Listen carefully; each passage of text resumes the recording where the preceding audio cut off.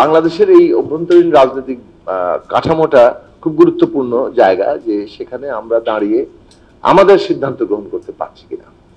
এবং আমাদের সিদ্ধান্তের জায়গা ডেফিনেটলি বাংলাদেশের যেমন ভূরাজনৈতিক স্বার্থ আছে, বাংলাদেশের অর্থনৈতিক স্বার্থ আছে, বাংলাদেশের সামাজিক সাংস্কৃতিক স্বার্থ আছে, জনগণের স্বার্থ আছে। এবং এই ক্ষেত্রে বাংলাদেশের একটা পলিসি ছিল যেমন নিজের দেশের স্বার্থ রক্ষা করা, তেমনি আমাদের যে উত্থান, আমাদের এই রাষ্ট্র পত্তন, সেখানেও আমরা একটা সংগ্রামের মধ্য দিয়ে, একটা লড়াই যুদ্ধের মধ্য দিয়ে এবং জাতীয় মুক্তির সংগ্রামের মধ্য দিয়ে আবির্ভূত হয়েছে। তো বিশ্ব মানচিত্রে আমাদের আবির্ভাব একটা বড় রাজনৈতিক ঘটনা।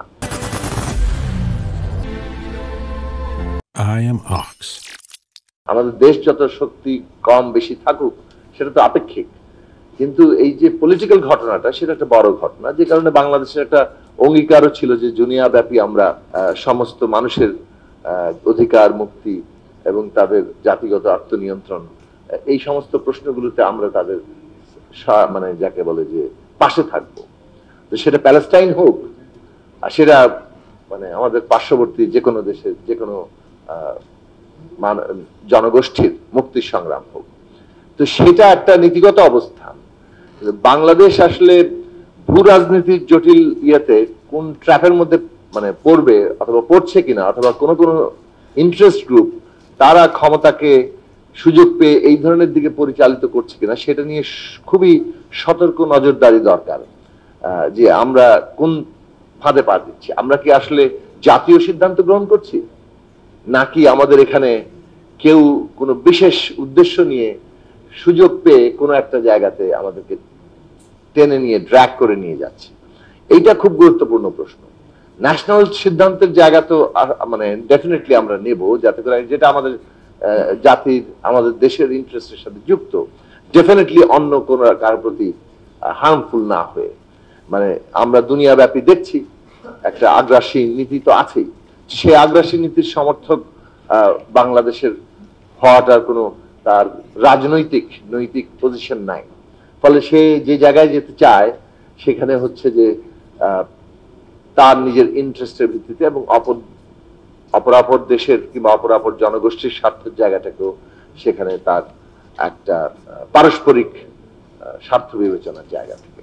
তো আমাদের মানে আমার মনে হয় যে বাংলাদেশের এখনকার যে রাজনৈতিক বাস্তবতা তৈরি হচ্ছে, বিশেষত ভূ রাজনৈতিক বাস্তবতা তৈরি হচ্ছে, এখানে অনেকগুলো জিনিস বলা হচ্ছে, আমি এই কোনো বিষয়ে উল্লেখ না করে বলি। মানে একটাই প্রশ্ন যে আমরা জাতীয় সিদ্ধান্ত গ্রহণ করছি কিনা, এটা নিয়ে প্রশ্ন উঠেছে। এটা নিয়ে আমাদের নাগরিক সমাজের মধ্যে বলি, রাজনৈতিক পরিমণ্ডলে বলি, এমনকি সাধারণভাবে মানুষের মধ্যে বলি, যে আমরা এই প্রশ্নটার মীমাংসা করা দরকার। সেটা অন্তর্বর্তী সরকারের জন্য, ভবিষ্যৎ সরকারের জন্য, যে আমরা আমাদের সিদ্ধান্তটা আমাদের জাতীয় স্বার্থে নিচ্ছি, নাকি কোনো একটা আবারও আশীর্বাদ পুষ্ট হয়ে আমরা আসলে কোনো দিকে আমাদেরকে ট্র্যাক করার চেষ্টা করছি। এইটা যদি এভাবেই নাগরিক সমাজ বিভক্ত থাকে, তাহলে কিংবা রাজনৈতিক সমাজ বিভক্ত থাকে, তাহলে আমাদের কোনো ন্যাশনাল ইউনিটি তৈরি হবে না। বাংলাদেশের ফরেন পলিসি নিয়ে আলোচনা করাটা হাস্যকর ব্যাপারে পরিণত হবে। এখানে যারা বিগ প্লেয়ার তারা নানান খেলবে, আমরা বরং তাদের কোনো না কোনো অ্যাপেন্ডিক্স। সুতরাং এইটার জায়গাটা আমি এমফাসিস দিতে চাই। আমি মানে আদার এক্সপার্ট এখানে আছেন, অন্যান্য কোনো একটা বিশেষ বিষয় তুললে, সেটা রোহিঙ্গা প্রশ্ন হোক, সেটা ইন্ডিয়া চায়না জায়গা হোক, কিংবা যুক্তরাষ্ট্র এই বলয়গত যে লড়াই চলছে, অর্থনৈতিক যুদ্ধ, সামরিক যুদ্ধ, অথবা তাদের মধ্যকার প্রতিযোগিতা, সেই বলয়ের খুঁটিনাটি দিক আছে, সেখানে আমরা কি করব। কিন্তু নেগোসিয়েশন হচ্ছে এখন প্রধান মানে টুলস, সেইটা করার মতো দক্ষতা থাকা দরকার।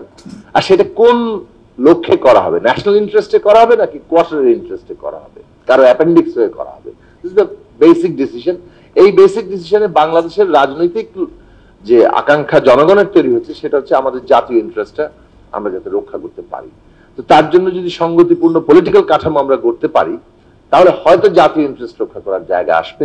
এবং আমাদের রাজনৈতিক সমাজ এবং সিভিল সমাজ দুটোই এমন ভাবে একটা ডিসকোর্সের জায়গায় যেতে পারবেন, যাতে করে আমরা এই যে কনফিউশন গুলো তৈরি করি না, যে অমুক আসলো, অমুক তো তার এজেন্ট, অমুক তো তার এই নিশ্চয়ই এখানে আসছে অমুক একটা উদ্দেশ্য বাস্তবায়ন করার জন্য, যে কোনো একটা ডিসিশন গ্রহণ করলে আসলে বোধহয় ওইটা করার জন্যই এরা এখানে এসেছে।